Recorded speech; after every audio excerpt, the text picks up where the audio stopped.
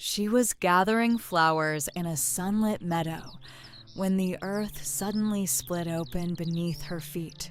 From the darkness below, the king of the Underworld emerged.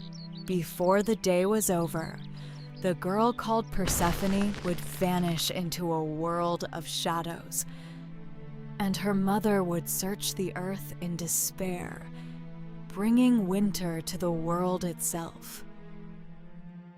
Long ago, in ancient Greece, there lived a young goddess named Persephone.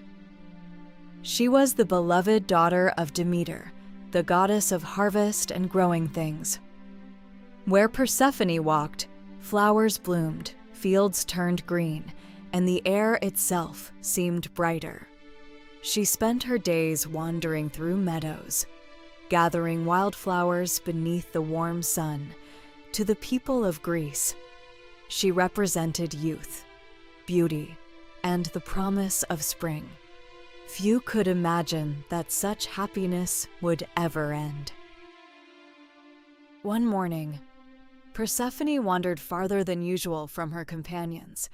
The sky was clear. The wind carried the scent of flowers. Birds sang among the olive trees. Then she noticed something unusual. A flower unlike any she had ever seen. Its petals shimmered with impossible beauty. Drawn by curiosity, Persephone stepped closer.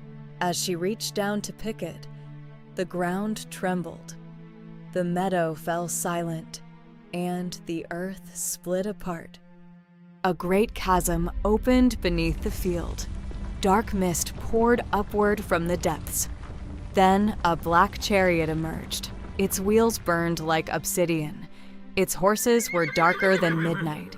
Standing within the chariot was Hades, king of the Underworld, lord of the dead. Before Persephone could escape, Hades seized her. The chariot plunged back into the darkness, and the earth closed behind them. The meadow became silent once more, as though nothing had happened, but Persephone was gone. When Demeter discovered her daughter was missing, she searched everywhere, across mountains, through forests, along distant coastlines.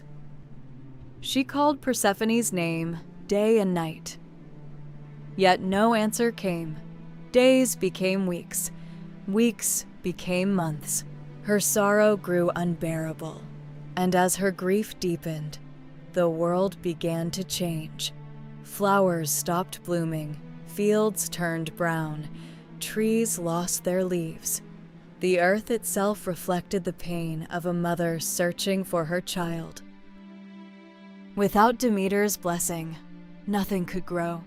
Harvests failed. Villages struggled to survive. Cold winds swept across the land. Snow covered the fields. For the first time, winter arrived. Mortals prayed to the gods. The world was slowly dying. And still, Demeter refused to let the earth flourish until Persephone returned. Far below the world of sunlight, Persephone lived within the kingdom of Hades. At first, she feared the endless darkness, the silent rivers, the towering black halls, the countless spirits wandering through the shadows. But over time, she began to understand the hidden order of the underworld. Not all darkness was cruelty, not all shadows were evil, and Hades himself was not the monster she had imagined.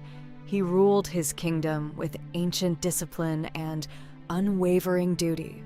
Slowly, the frightened girl began to change. She learned the ways of the underworld, and the underworld began to accept her. Persephone was no longer merely a daughter of spring. She was becoming a queen. Meanwhile, the suffering of the mortal world reached the heavens. At last, Zeus ordered that Persephone be returned.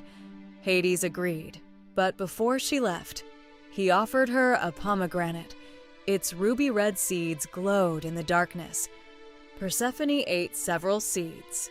A simple act, yet one that would change her fate forever.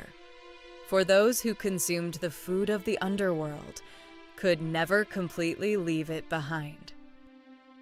When Persephone finally returned to the surface, Demeter embraced her with joy. Flowers bloomed instantly. The earth awakened once more.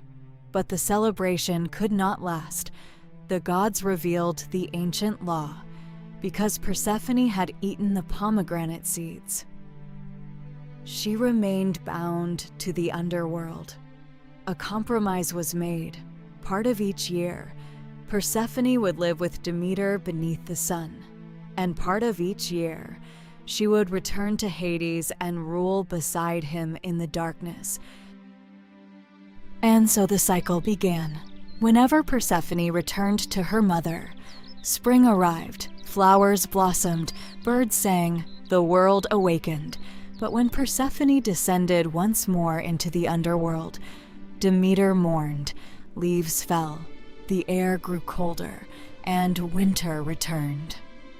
Thus the ancient Greeks explained the changing seasons, not through science, but through love, loss, and reunion. Persephone was no longer only the girl who gathered flowers. She became two things at once: the Queen of Spring and the Queen of the Underworld, a goddess of light and darkness, of life and death. And every year, her journey between those worlds continues, written forever into the rhythm of the seasons.